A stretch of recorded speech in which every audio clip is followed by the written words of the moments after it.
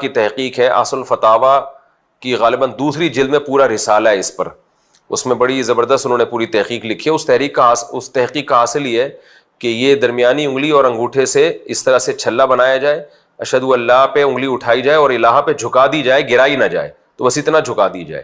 تو یہ طریقہ ان کی رائے یہ ہے کہ سنت کے زیادہ قریب ہے، اور بھی فقہا کی اس بارے میں آ رہا ہے، کوئی بھی کسی رائے پر عمل کر لے ٹھیک ہے، حدیث میں اس بارے میں بہت وسعت ہے۔ لیکن یہ جو ہمارے یہاں بعض حضرات نے شروع کر دیا اس طرح سے انگلی ہلاتے ہیں، یہ ہمیں کسی حدیث میں نہیں ملتا۔ جس طرح جو حدیث پیش کی جاتی ہے اس کا جو ترجمہ کیا جاتا ہے وہ ترجمہ اس کا بنتا نہیں ہے، اور یہ اجماع امت کے بھی خلاف ہے۔ ہمیں نہیں ملتا کہیں اسلاف میں کوئی ایک بھی اس کا قائل تھا کہ اس طرح سے نماز میں انگلی ہلائی جائے۔ حضرت وائل بن حجر رضی اللہ تعالیٰ عنہ سے روایت ہے کہ ایک دفعہ میں نے اپنے دل میں کہا میں ضرور رسول اللہ صلی اللہ علیہ وسلم کی نماز کو غور سے دیکھوں گا کہ آپ کیسے نماز پڑھتے ہیں۔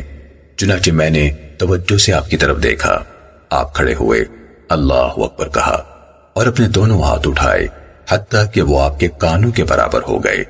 پھر آپ نے اپنا دایاں ہاتھ اپنے بائیں ہاتھ کی ہتھیلی، جوڑ اور کلائی پر رکھا۔ پھر جب آپ نے رکوع کرنے کا ارادہ فرمایا تو آپ نے اسی یعنی پہلے رفع الیدین کی طرح ہاتھ اٹھائے اور آپ نے اپنے ہاتھ اپنے گھٹنوں پر رکھے۔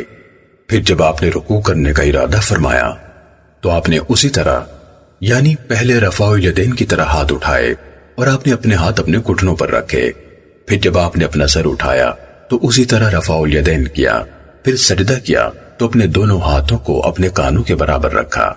پھر بیٹھے اور اپنا بایاں پاؤں بچھایا اور اپنی بائیں ہتھیلی اپنی بائیں ران اور گھٹنے پر رکھی اور اپنی دائیں کوہنی کا کنارہ اپنی دائیں ران پر رکھا۔